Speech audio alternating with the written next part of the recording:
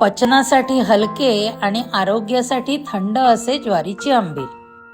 उन्हाळ्यात थंडगार आंबील चविष्ट लागते। मिक्सरमध्ये आलं, लसूण, कोथिंबीर, हिरवी मिरची, थोडंसं पाणी घालून गंध पाणीदार पेस्ट बनवा। एका लोट्यात ताक ओतून त्यात मिरचीची पाणीदार पेस्ट, सुंठपूड घाला आणि एकत्र करून हे मसाला ताक बाजूला ठेवा। कढईत तूप गरम करून त्यात जिऱ्याची फोडणी करा। त्यात ठेचलेला लसूण किंचित गुलाबी होईपर्यंत परता।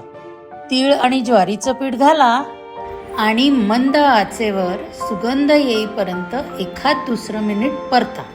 या मिश्रणात पाणी घालून ढवळा, जेणेकरून त्यात पिठाच्या गुठळ्या पूर्णपणे मोडून जातील। मिश्रण घट्टपणा येईपर्यंत उकळा।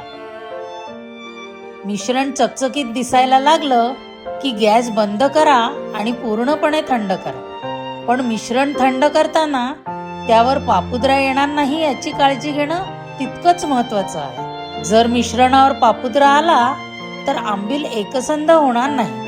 थंड झालेल्या मिश्रणात मसाला ताक एकत्र करा, मीठ ॲडजस्ट करा आणि कोथिंबीरीने सजवून सर्व्ह करा।